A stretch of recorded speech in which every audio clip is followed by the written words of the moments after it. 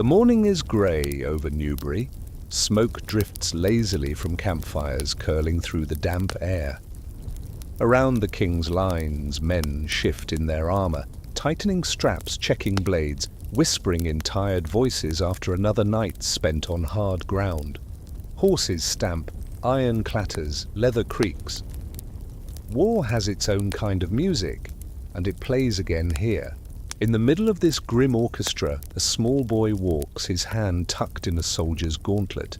His eyes are wide, curious, catching every flash of steel, every shimmer of spearhead. He is William, the second son of John Marshal, too young to grasp politics, too eager to sense danger. To him, this world is not about loyalty or treachery. It is about the tall horses he longs to ride, the polished haft of a javelin he longs to touch, and the strange energy of grown men preparing for battle. England itself is at war. Two rulers, two suns in the same sky. King Stephen, whose gentleness is mistaken for weakness, and the Empress Matilda, who claims her crown by blood and force. Castles rise like weeds in a neglected field. Oaths are spoken in the morning and broken by nightfall. William's father, John Marshal, has built too boldly here at Newbury, and now finds King Stephen outside his gate, demanding surrender. The king wants terms. John delays. The price of delay is a hostage, and so John offers his second son. At 5 years old, William does not flinch. He smiles at the soldiers, pleased by their attention. He does not understand that he has just been gambled, like coin on a table. What follows is remembered by everyone who saw it. The king orders the boy march toward the gallows. Soldiers avert their eyes. It is easier that way. But William, still innocent, notices the fine spear in a nobleman's hand. His face lights up. With the bright, unself-conscious eagerness of a child, he asks if he might try it. The request is so pure, so absurd in that dark moment, that it cuts through the ceremony of cruelty. King Stephen looks down at him and something softens. Mercy wins out. The scaffold is pushed aside. The boy is spared. Yet the threats do not stop. The men make a show of wheeling him near the siege engines, muttering about flinging him at his father's walls. They speak of strapping him to shields and marching on the gate. Nothing comes of it. The war drags on, weeks folding into months. And William watches, listens, begins to understand. Stories of honor and loyalty are not always true. Men barter with lives as carelessly as with coin. But from this chaos, the boy learns his first vocabulary: loyalty and appetite, fear and laughter, the heat of a camp at noon, the winter stare of a king who relents despite himself. He learns that a father may gamble even with a son, and that mercy, when offered, is worth clinging to. He will never condemn John Marshal for this choice. Instead, he carries from it two lessons that will shape his life: a stubborn loyalty to whatever lord he serves, and a hard certainty that if mercy is possible, one must grant it, and if not, then be the last man to turn away. When the anarchy at last recedes and Henry II takes the throne, the boy grows tall in the calmer weather that follows storms. William becomes strong with a stride quick and eager, a humour that wins companions, and a fierce delight in movement. But he is still a second son. The Marshal lands will pass to his brother. To make his own life, William must carve it out with steel. And so he is sent across the Channel to Normandy, where the long work of becoming a knight begins. The castle at Tankerville rises above the Seine like a stone crown, its towers cutting the sky, its courtyards alive with the iron music of hammer and hoof. For a boy from little land and lesser name, this is a forge, not just of steel, but of spirit. William learns to live with iron. He rubs oil into saddles until his hands smell of leather and smoke. He wakes before dawn, fingers stiff with cold, to brush down a war horse whose breath clouds the morning air. Each day is ritual: curry comb, bridle, hooves, oats. He learns quickly that a knight's life is carried first by his mount, and that care is not beneath him, but the beginning of survival. In the tilt yard, his body hardens. He hefts practice spears until his arms ache like fire, until he tastes salt on his lips and feels the ground sway beneath him. He learns how to fall, bones jarring against earth, and how to rise quicker than he fell. In armor, he is clumsy at first, the weight crushing, the mail pulling at his shoulders. But slowly, with sweat and stubbornness, he learns to move as if the metal were his second skin. Latin eludes him. The winding verses of song and the subtleties of chess slip past his grasp. He is no scholar. But the rhythm of a warhorse's stride is a language he understands. The tilt of ground, the echo of hoofbeats, the breath of a beast beneath him. These are his letters and script. He can read the distance of a charge at a glance, measure when the earth will break under weight, and sense the exact instant a lance becomes a thunderbolt through wood, air, and flesh. The other squires laugh at his rough manners, at his blunt tongue. But in the practice yards he is tireless, almost wild. He enters every melee as though it were truth, fighting with a reckless joy that startles his peers. Where others guard, he presses. Where others hold back, he lunges. It is not polish that sets him apart, but hunger. Knighting comes not in a chapel draped with banners, but in the raw edge of danger. At Neufchâtel, where skirmish threatens to swell into full battle, his lord draws a sword. Words are spoken over the wind, hurried, sharp. The blow on William's shoulder lands like a spark, and in that instant he is made a knight. There is no feast, no fanfare. The enemy approaches, orders crack through the air. Hold back, he is told. Wait, measure yourself. Remember that eagerness kills. For 3 heartbeats he obeys. Then the roar in his veins drowns caution. He lowers his lance and presses forward into the storm. What follows is thunder. Horses scream, lances splinter into clouds of ash. The clash of iron sings through bone. William feels the shock rattle up his arm as steel meets steel. His own lance shatters, the jagged shaft wrenched from his grip. He draws his sword. Around him the world is blur and shimmer, helms flashing, banners whipping, blood-darkening mail. He rides into the crush as though testing the edge of existence itself. A hooked weapon drags at his shoulder, nearly unhorsing him. Pain bursts red across his body. His horse screams beneath him, then falls, leaving him gasping in the mud. Another heartbeat, and he might have been finished. But he rises, sword in hand, rage steadying him. The fight swallows him whole. When it ends, the field is torn and trampled, the air thick with the stench of sweat and iron. William stands with blood on his shoulder, his horse lost, his purse empty. Yet veterans speak his name with surprise. The boy who once smiled at the gallows has become a man who does not blink, even when the sky rains. Hooves and steel. But glory does not fill a stomach. A knight's wealth is horses, armor, and the coin wrung from prisoners ransomed back to their kin. William has little of any of it. The men he struck down were not lords worth ransom, and his losses outweigh his gains. The brief season of war fades into peace, and with peace comes dismissal. His lord reduces the retinue, sends half the men home. For William, the road narrows to 2 choices: return to his elder brother's house, to live under another man's roof, or carve his fortune across France, where knights gather for prize and honor. He chooses the latter. He sells the fine cloak he wore on the day of his knighting, velvet once rich, now a memory, and with its price he buys a palfrey, And a pack horse, he has little else. No wealth, no land, only the fire in his chest and the steel at his side, and so he rides alone toward the lists, toward the places where fortune is taken with broken lances, where the brave gamble blood for coin, and where the reckless, like William, might carve their name into the marrow of history. The tournament is no polite game, no careful clash of lances along a straight rail.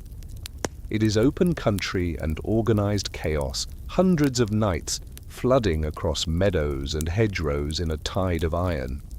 Teams break apart and reform like storms, men chasing, colliding, and vanishing into the dust. The sun beats down until it shocks gold from every helm. Helmets dent, bones crack, horses stumble, rise and crash again. And yet the stakes are real. Every strike carries weight, every fall carries cost. The prizes are not painted shields, but living treasure, fine destriers, polished armor, the ransom of gentlemen who, once dragged away, must pay dearly to be released. In these fields, fortune is taken, not given. William arrives at one such gathering near Le Mans. His heart swells with eagerness, but shame burns beneath it. He has only a small palfrey to ride, a beast unworthy of the lists. Among destriers that tower and gleam, his mount looks fit for errands, not battle. The crowd snickers, the other knights barely glance at him. But fortune bends toward the bold. Count Tankerville, who has watched William grow like iron drawn from ore, notes the fire in his squire-turned knight.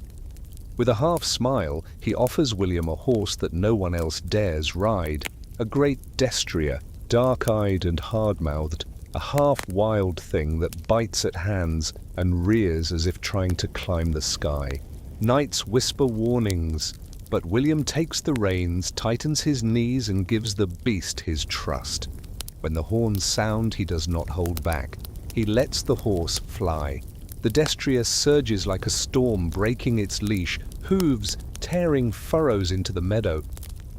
The first man William meets has no chance, struck so cleanly that he hits earth before he understands he has been unhorsed. The crowd erupts, half in awe, half in disbelief. But William is not finished. In the churn of dust and steel, he rides close to another knight, seizes his bridle, and with a mad, impossible grace, peels him out of the fray, as though plucking fruit from its skin. The man thrashes, curses, but William holds steady. By dusk he has 2 prisoners of noble rank, several captured horses, and more eyes upon him than he has ever felt in his life. The days stretch into weeks, the weeks into seasons. Tournaments rise like markets across France, and William rides to all of them. In Anjou and Maine, in Brittany and Normandy, in the Low Countries and Flanders, rumours spread ahead of him. Travellers whisper of the green and gold field with a red lion rampant cutting through the dust. By the time he arrives, expectation rides before him like a herald. At first, he joins teams, bands of young knights who share profits, share risk, and shout each other's names in the melee. Together they split the ransom of prisoners. Together they patch broken armor. But William grows beyond them. His skill, his daring, his uncanny instinct set him apart. Soon he rides beneath his own banner, hiring men, training them, rewarding them from his winnings. He is not just a fighter now, he is a captain. He becomes a craftsman at the edge of human ability. His destrier seems to shift by thought alone, cutting angles that other horses cannot. His lance finds the hollow behind a shield, the breath between 2 heartbeats. His sword does not merely slash, it chooses, striking flat to bruise when coin is the goal, biting deep when survival demands blood. But skill alone is not what makes him feared. William is careful.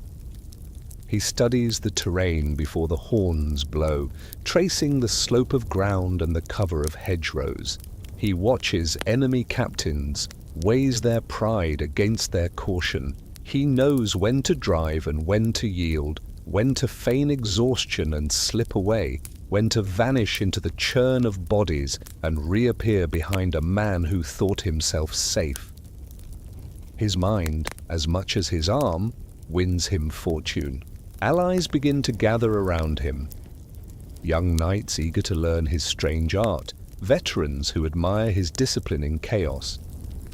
They see that William fights without arrogance, commands without bluster. His reputation grows not only for victories, but for fairness. Those who lose to him know they have lost to skill, not cruelty. Those who ride beside him know they can trust his word in the storm. By the time he turns homeward in triumph, William Marshal is no longer a second son with nothing but hunger. He is a knight of means, a man with coin, horses, followers, and a name that carries weight. In taverns, men drink to his victories. In courts, lords speak his name with curiosity, with admiration, and in some cases with caution. William Marshal. A name spoken with warmth by those who fought beside him, with grudging respect by those who faced him point to point and came away poorer. His banner is no longer a scrap of cloth. It is a sign that battle will not be easy. He returns at last to England, his purse heavier, his shoulders squared with pride. But he does not find the quiet of home. Instead, the realm trembles with the ambitions of kings. Henry II, restless and iron-willed, is preparing his sons for crowns that may one day fracture Europe itself. And it is here, in the bright whirl of royal courts and the dangerous games of princes, that William's story bends toward a destiny greater than tournaments, greater even than fortune. Because now his life is about to be bound to 3 generations of Plantagenets, and in serving them, William Marshal will carve his legend into the marrow of history itself. Henry II is a storm that never really passes. He moves like weather, restless, unpredictable, impossible to contain. His stride is quick, his temper quicker, and his mind leaps from matter to matter with the energy of a man who cannot sit still. He has spent a lifetime stitching together a dominion that stretches from the Cheviots to the Pyrenees, a patchwork empire bound as much by will as by law.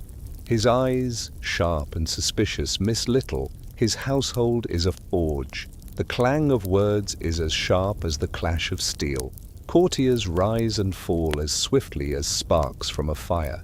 His queen, Eleanor of Aquitaine, fills a hall even when silent. Her presence is a weight, her voice a command. His sons, Henry the young king, Richard of Aquitaine, Geoffrey of Brittany, and John, are more than heirs. They are rival kings in miniature, princes bred for crowns, each with ambition enough to fracture a realm. In this court, to stand too close is to be tempered or destroyed. Into this furnace comes William Marshal. He arrives with quiet confidence, carrying not wealth, but a reputation. The man who can master himself in the worst 40 seconds of a life. Henry sees in him something rare, discipline, courage, and above all, endurance. A man who bends without breaking, and Henry knows that such qualities are worth more than gold when shaping a prince. The young king, Henry's namesake, is dazzling. Tall, broad-shouldered, with hair like sunlight, and the easy charm of one who has never known true defeat. His smile disarms, his laughter fills halls, and his generosity wins hearts. Yet beneath the shine lies emptiness, a crown without a treasury, a title without command. He is crowned, yet powerless, respected, yet untested. Henry the Elder keeps every key, every purse, every army. For a young man born to rule, this is a chain heavier than any mail. William is set as his tutor, his companion, his shadow. He rides with the prince on the hunt, shows him how to hold a lance steady and keep a destrier lungs full through the fury of a charge. He teaches him to read the shape of a battlefield, to see not just men but the currents that move them. He speaks also of subtler lessons, how to carry an insult without drawing a blade, how to guard one's honor, like a vessel that once cracked may never be mended, how to bear the weight of glory that can never be put down. But the young king hungers for more than practice yards and courtly lessons. His heart burns with the restless pride of youth. He is crowned, yet holds no land. He wears a coronet, yet commands no coin. And he looks at his father with resentment sharpened by every delay, every withheld authority. Pride is tinder, politics are sparks, France breathes upon the embers. Eleanor, brilliant and unbending, sees her sons as weapons as well as heirs. Her whispers stir ambitions that cannot be quenched. William, bound by loyalty, faces a choice. Does he tie himself to the old king's iron grip, or to the young prince's uncertain star? He chooses the latter. He swears himself to the young king's person, a pledge made not for safety, but for honor. It is a gamble, and once chosen, he will not turn. And when rebellion comes, William does not duck the storm. He rides with his lord. Reality arrives with iron teeth. War is not romance. It is hunger, miscalculation, and sudden ruin. The rebellion falters. Castles that were meant to fall stand fast against siege. The invasion of England, bold in plan, crumbles against northern stone, and the capture of the Scottish king. Allies who promised much deliver little. The young king tastes defeat, bitter and choking. Henry II tightens his grip. His sons are dragged to their knees, their father forgives them, but forgiveness here is cold strategy. Mercy is cheaper than executions and leaves doors open for the future. Eleanor, who stoked the fire, is locked away, her freedom sacrificed to keep the kingdom steady. The court exhales, yet no one breathes easy. Peace in such a house is no more than silence before the next thunderclap. William remains at the young king's side. He has seen his lord's pride broken, seen him kneel in defeat. Yet he does not waver. Where others abandon, William endures. And so the young king turns from the battlefield of kings to another stage, the tournament. If he cannot yet command a realm, he will command attention. Across France he rides not as monarch but as celebrity, the center of a glittering cavalcade of armored champions. For him, spectacle becomes power, chivalry, courage, and the roar of crowds standing in place of crowns. And there, always at his side, rides William Marshal, the tutor who has become more than a teacher, now a companion, in both triumph and failure, shaping not only the prince's skill, but his very sense of what it means to live with honor in a world where crowns are as dangerous as swords. Years blur into a cavalcade of lances and cheers, the clang of iron echoing through fields that seem endless. William rides in tournament after tournament, the air thick with dust that rises like incense before crowds of lords and ladies. The tilt yards become his true kingdom, where he measures himself against the finest knights of Europe. Victory comes so often that it feels like the turning of a wheel. By his own reckoning, boast and record alike, he unhorses or captures 500 men over the course of his career. The number is staggering, whispered first with doubt, then with awe. He grows wealthy beyond what his humble birth could ever have promised. War horses, shining armor, fine cloaks, coins heavy in his purse, all become his daily companions. With wealth comes stature, and with stature comes visibility. In the glittering company of the young king, William no longer blends into the background. He is a silhouette, sharper than most, too sharp, perhaps, for safety. And where sharpness cuts, envy follows. Rumor arrives in the familiar way, not with trumpets, but with whispers. half-hidden words at the back of a hall, traded by men whose smiles are a little too fixed. A winter feast sees the poison seeded, wine spilling over trestle tables as tongues wag in the shadows. By morning, the words are bold enough to reach the prince's ear. The story is venom. William, the loyal tutor and sworn companion, has betrayed his lord. Worse, he has crept into the bed of the young king's queen. It is a lie if measured by truth, yet deadly if measured by effect.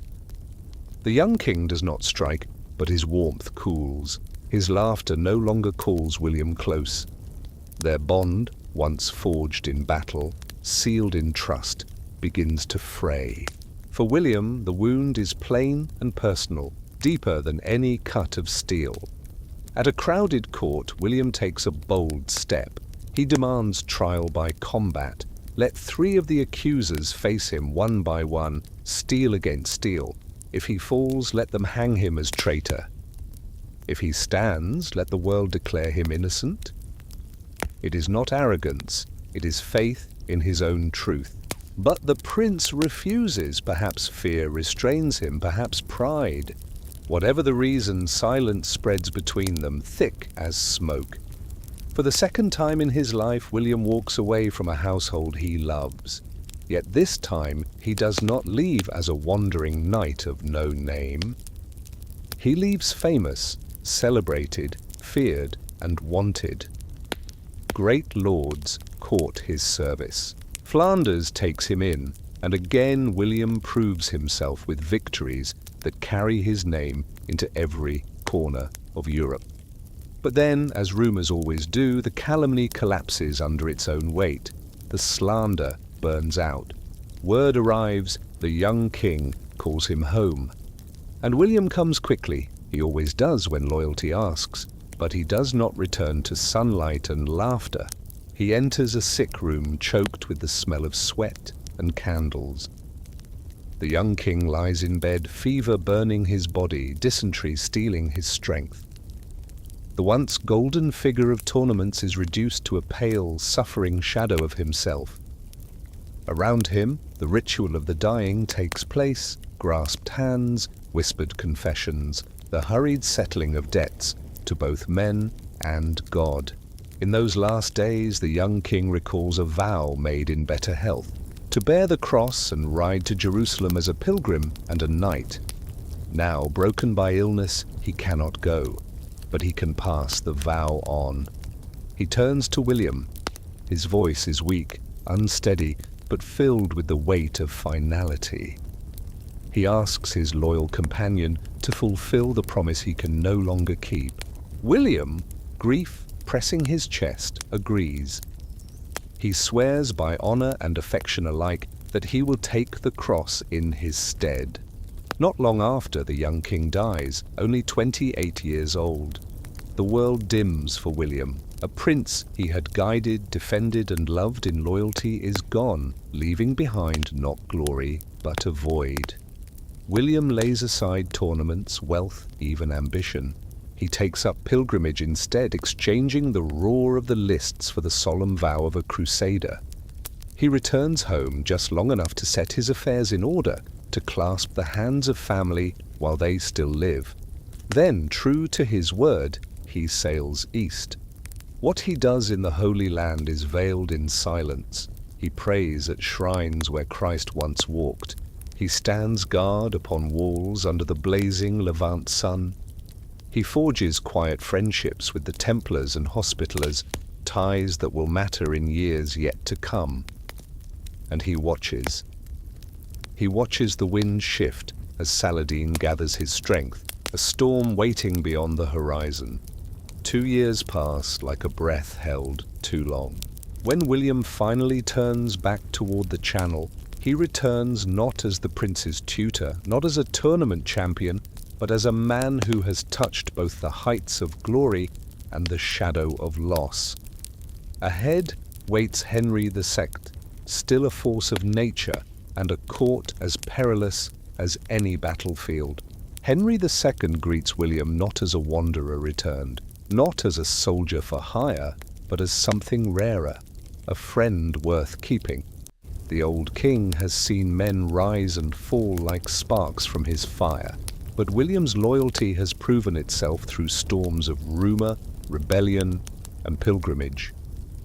For that loyalty, Henry rewards him. Lands are granted. Not a kingdom, not yet enough to sate ambition, but enough to mark a beginning. Enough to build a hall where banners in William's colours can fly. Enough to gather men who will wear his badge. Enough to set the rhythm of a household that follows his way of war. Yet in the crowded court of the Angevin king, every gift comes sharpened. Friendships here are blades with two edges, and feasts echo with more than music. Every smile hides calculation, every embrace masks a bargain. Great lords gather followings weaving nets of allegiance tight enough to strangle those who stumble into them. William does not stumble. He watches, listens, and chooses carefully. He keeps his counsel close, aligning not with factions but with the crown itself. But even the crown cannot command the tempests brewing within Henry's own family. The storm breaks first in tragedy. Geoffrey, Henry's third son, dies at a tournament in Paris, crushed in the tangle of hooves and armor. His laughter silenced, his promise extinguished. The court mourns, but grief turns swiftly to unease. For Richard, the second son, is no man to wait quietly for destiny. He is already a soldier of terrifying skill, his ambition forged hard by campaigns in Aquitaine. And Philip of France, shrewd and patient, sees an opening. He whispers to Richard of crowns taken earlier, of kingdoms carved from fathers while the blood is still warm. Pride meets persuasion, and rebellion rises once more. War scorches the fields of Anjou, Berry, and beyond. Villages smolder, vineyards rot, and the land itself becomes a ledger of ruin. William rides wherever Henry points, carrying out orders with grim efficiency. He counsels bold strikes, lightning chevauchés, raids that burn supply lines, crush morale, and starve castles into surrender. He knows what such warfare means: peasants stripped of harvests, children fleeing flames, the innocent paying the price for kings' quarrels. Still he does as duty demands. In the grammar of loyalty, hesitation is betrayal. In the last desperate campaign, Henry makes a promise that shatters William's world. He offers him the hand of Isabel de Clare, heiress of vast estates stretching from Leinster's coasts to Pembroke's towers, from the Wye's green valleys to Normandy's strongholds. It is a gift greater than William could have dreamed, lands and wealth to match his skill, a foundation strong enough to raise a dynasty. But promises hold only if the promiser holds power, and Henry's grip is loosening. Richard and Philip close their trap near Le Mans. The old king, weary yet unyielding, flees before them. On a narrow stretch of road, the enemy presses close. William reins in his destrier and turns, ready to cover his master's flight. Through the dust, he sees a familiar figure, bareheaded, furious, charging. Richard. The second son, the lion unchained. The world narrows to one moment. William lowers his lance, his choice clear. To strike Richard would be to kill the future and dishonor himself. To do nothing would be to lose the king. He drives the lance not at the man but at the horse. The destrier crashes to earth. Richard tumbles, swallowed by mud and fury. The pursuit falters. The road opens. For a few more miles, perhaps for a few more hours, William has bought Henry time and a shred of dignity. It is not enough. At Chinon, the long, furious life of Henry II gutters out. Before the body is cold, servants strip it of rings, of robes, of the trappings of kingship. Only William remains steady. He takes cloth, covers the corpse, and stands vigil. He does not flee, though prudence whispers that he should. Loyalty holds him fast. When Richard arrives, when incense still drifts with smoke from half-burned candles, the two men meet without pretense. The new king looks at William and says, "You might have killed me." William answers, steady as stone, "I might have, but I did not." Richard nods. He understands. This is the grammar of chivalry, plain, dangerous, and binding. He honors his father's promise. William shall marry Isabel de Clare. In that instant, a landless knight becomes one of the greatest magnates in the realm. The wedding in 1189 is more than a union of hearts.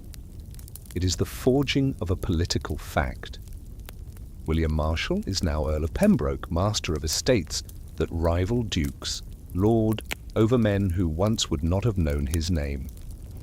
The rise is meteoric, and yet it feels earned, hammered by years of loyalty, sweat, and courage. Power, however, brings responsibility. Richard, soon to sail east for the Third Crusade, entrusts England to a regency council. William, now an earl, takes his seat at the table of governance. While the Lionheart rides beneath Levantine's suns, England trembles with plots. William watches with the patience of a man who has learned that rashness kills. Longchamp, the justiciar, overreaches, grasping power too greedily. John, Richard's younger brother, reaches further still, dreaming of a crown not his own. The kingdom is a chessboard, and every move risks civil war. William weighs his choices with the care of a man who knows a misstep could ruin more than himself. When John makes his bold play during Richard's captivity, William refuses him. He stands with the absent king, staking his reputation on loyalty once again. When Richard returns, he forgives the rebels, for forgiveness costs less than blood. But he remembers who stood firm. And William's reward is greater than coin. It is the steady trust of a king, a reputation for constancy that men feel in their bones. Richard's last years unfold as they always have, on campaign. The Lionheart chases fortresses, roadways, and fragments of continental power. William, older now than most who ride at the front, rides still. He serves a king who knows exactly how to use him. Then, beneath the walls of Charlus, fate strikes. An arrow pierces Richard's flesh. Infection does what armies could not. The Lionheart lies dying, dictating guardians and duties for treasure and duchy alike. And once more, the gaze of England and Normandy turns toward William Marshal, a man who began as a landless knight, who now stands as one of the realm's pillars, indispensable to kings and kingdoms alike. A throne is not a man, it is a weight, a crucible, a question that never stops being asked. John, now king, is clever enough to understand the test, but too often fails the answers. He has intelligence, wit, even charm when he chooses to wield it. But his temper is short, his suspicion long, and his appetites stronger than his self-control. Where Henry II's storm had been creative energy, John is a destructive squall. The realm begins to splinter. Normandy, once the jewel of the Angevin crown, slips away under the steady pressure of Philip of France and the careless missteps of English rule. The barons grow restless, muttering of broken promises and arbitrary exactions. The church grows cold, Rome and Canterbury offended by John's heavy hand. Every pillar of stability begins to crack, one insult at a time. Through these uneasy years, William does what he has always done. He clings to loyalty, even when it costs him, even when common sense whispers to step back. His oath to the crown is not a matter of convenience, but of marrow. But loyalty does not mean peace. There are quarrels between king and knight. When William, negotiating to preserve his Norman estates, bends knee to Philip of France for those particular lands, it is an act of feudal pragmatism. In the twisted web of medieval allegiances, such gestures are common. To John it is betrayal. The king's wrath is swift. He humiliates William at court, stripping officers from his household, turning the royal apparatus against the Marshal holdings in Ireland. Pressure mounts, taxes, threats, demands, meant to force William into submission. John believes that even the stoutest knight can be bent like a green twig if the king pushes hard enough. But he has misjudged the wood. Isabel de Clare, heiress, countess, and William's wife, proves herself every inch her husband's equal. She holds Leinster with dignity and mailed fist alike. She rallies retainers, steadies tenants, and commands loyalty not out of fear, but gratitude. The captains of Ireland, bound by what William has done for them, choose their lord over the crown. They stand firm. John learns a bitter lesson. Coercion has limits. A king may demand, but men follow the one who has kept faith with them. The anger cools, not because John forgives, but because he must. An understanding is reached. William, ever the realist, sends his sons as hostages to prove obedience for the future. It is a painful concession, but it buys space to breathe. With compromise struck, he returns to the harder task, holding together a realm that unravels by the day. But no compromise can dam a river forever. The barons' patience breaks. They draft articles, complaints, demands, a charter of liberties that is at once rebellion and reformation. At Runnymede in 1215 the ink dried. Magna Carta is born, a parchment thick with limits upon a king's reach. The realm trembles. No one is content, least of all John. He seethes, hires mercenaries, burns manors, seizes castles. He reconciles with Rome, even as he makes war upon his own barons. It is a season of contradictions, oaths sworn and broken, truces made and shattered. The barons go further still, inviting a French prince, Louis, to wear an English crown. Treason marches with banners. England frays to the warp. And William watches. Nearly 70 years old, his beard grey, his body lined with the scars of 5 decades in armor.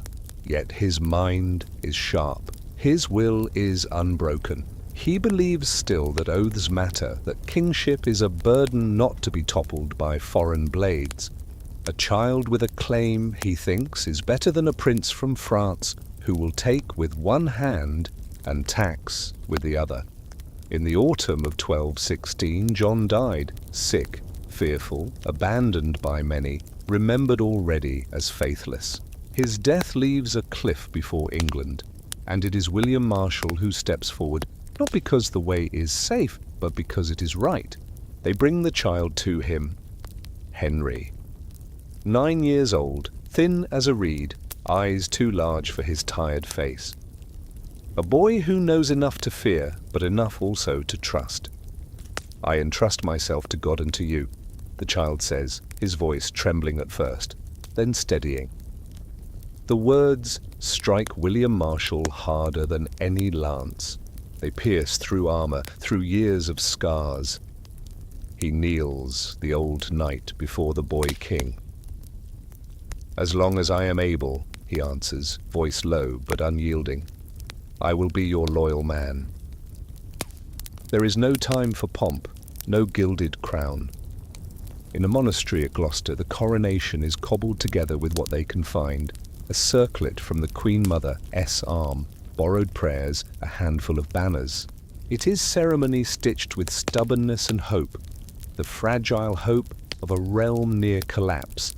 William, by word if not by title, becomes regent, guardian of the king, justiciar in influence, treasurer by necessity, steward of both child and kingdom. He moves quickly. The charter is reissued to lure wavering barons back into loyalty. The royal coffers are opened, jewels are sold, letters are dispatched, direct, urgent, stripped of rhetoric. To bishops and magnates he speaks plainly: "Give the boy your faith, even when the times deserve none, but words alone cannot hold a kingdom." War rides with banners of lilies. Louis of France sits in London as though measuring curtains for a crown. His armies scatter across England, northward toward Lincoln, southward toward Dover. The kingdom groans under the weight of invaders and rebels alike.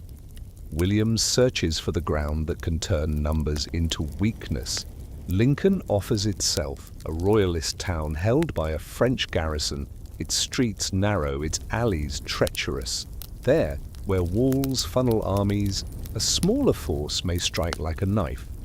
On a bright spring morning in 1217, William Marshal, 70 years old, helm dented from a lifetime of war, rides into history. He commands crossbowmen to pin the enemy's eyes, a needle-fixing cloth. Then he brings the hammer. The gates burst. Royalist troops flood the streets. Lincoln becomes a forge of iron and breath. The clash of swords echoes against cathedral stone. Men die in doorways. Horses stumble on cobbles slick with blood. And in the heart of it all rides William, not behind, not directing from safety, but at the front. He chooses targets with the precision of a tournament champion and strikes with the fury of a man who knows that if he falls, no one else can do what must be done. The French line buckles, panic spreads, rebel banners twist and tangle. Some knights die in alleys, many more are captured, their ransom promising both coin and reconciliation. William knows that victory should leave enemies alive enough to be useful tomorrow. News of the rout races south. Louis, encamped in London, hears of Lincoln's fall and of Dover, still defiant. His confidence cracks. When his reinforcing fleet sails, it is intercepted off Sandwich.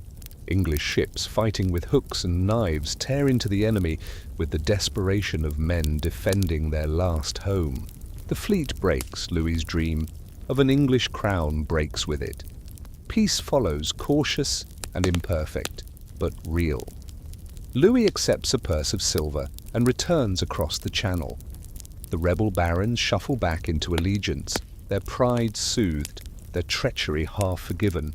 England has a king again, a child, fragile and uncertain. But he also has something rarer, a guardian who embodies loyalty not as a word, but as a life lived. And so in the twilight of his years, William Marshal does what no army, no baron, no king has managed. He holds the kingdom together. Victory, no matter how noble, carries a price that cannot be paid in coin. It gathers instead in the body, slowly, silently, until mornings feel heavier than nights. William Marshal begins to notice it in the small things. The stiffness that clings to him even after his grooms rub his joints with warmed cloth. The cough that takes longer to clear. The way stairs stretch taller than they once did. Yet he works. Always he works. Duty has no retirement. He oversees sheriffs, measuring their honesty as carefully as a knight once measured his lance. He hears suits between quarrelsome barons, coaxing signatures where blood might otherwise flow.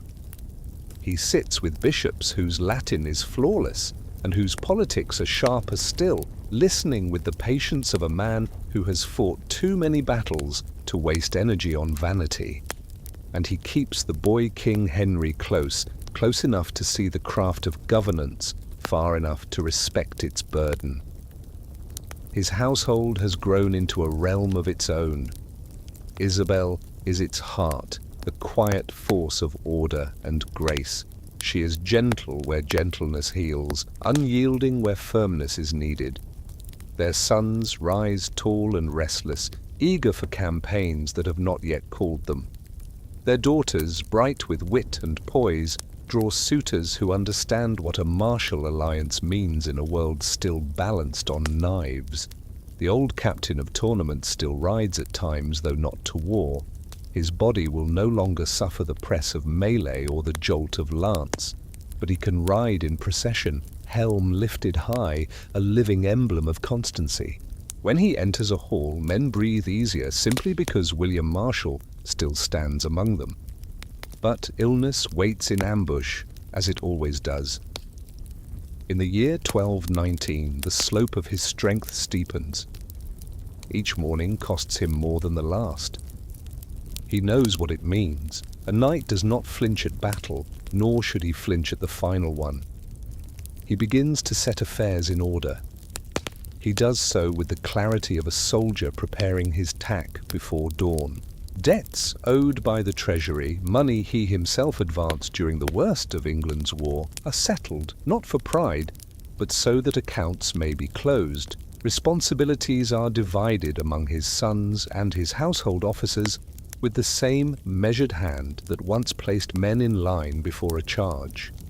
He makes peace where wounds remain, sending for friends, speaking to them not as an earl or regent, but as a comrade who soon must ride a road alone. In these final days, he reveals a secret carried quietly for years. In Jerusalem, in the Holy Land, William took a vow, not for glory, not for show. He swore to die as a brother of the temple, a Templar knight. It was a promise spoken in silence, meant not for politics but for conscience. And now at the last, he calls it due. The brethren come. In a small chamber dappled with sun, they lay the white mantle across his shoulders, the red cross stark against the cloth. The greatest knight of his age becomes Brother William. To him, it feels less like transformation than recognition, as if, after a lifetime of crowns and courts, he has come home to what he always was. The last hours are not grim. They are tender, practical, unafraid. Isabel holds his hand, her strength steadying the space between breaths. Their children gather, faces drawn but present, the line of his legacy standing before him. He speaks with Henry III, no longer the trembling child of Gloucester, not yet the king England needs, and tells him this: a ruler's first courage is patience, not the rashness of anger, but the steadiness of endurance. His breath thins, the chamber quiets, cloth rustles, prayers rise, and then with a final exhale, William Marshal, Earl of Pembroke, Regent of England, guardian of a boy and a kingdom, knight of 100 fields, passes as simply as any good man might. No trumpet, no thunder, only silence carrying the weight of a life that shaped an age.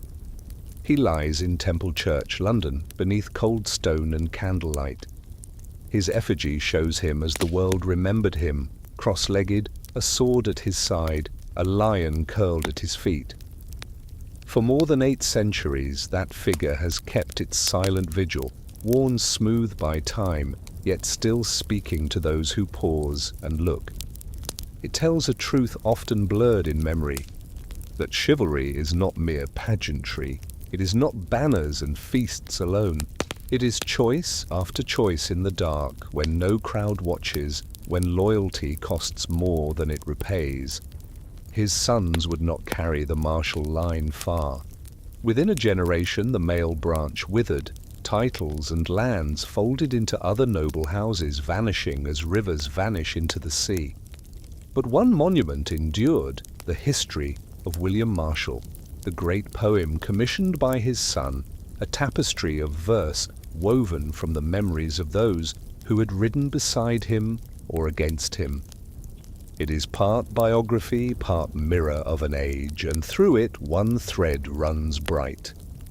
William kept his word, to kings who doubted and kings who needed, to a prince who glittered and a boy who trembled, to a wife who matched his courage with her own, to companions who trusted him not to abandon them in the press of battle, to a realm that nearly fell and did not.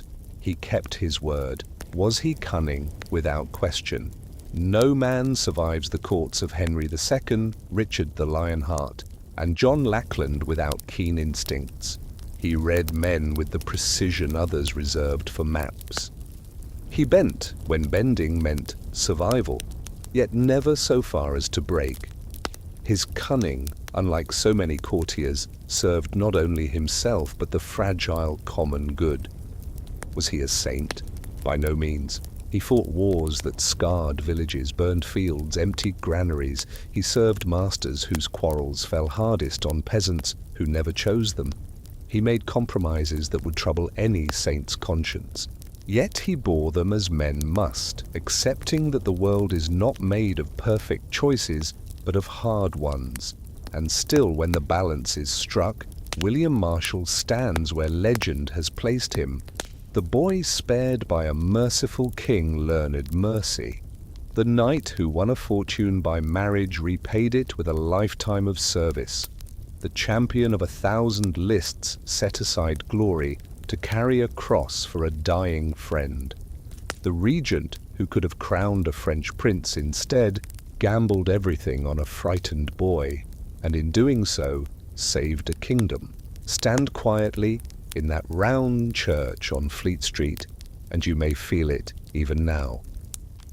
The thrum of hoofbeats swallowed by distance, the rhythm of a destrier slowing to a halt, the sharp breath of a warhorse cooling after the charge.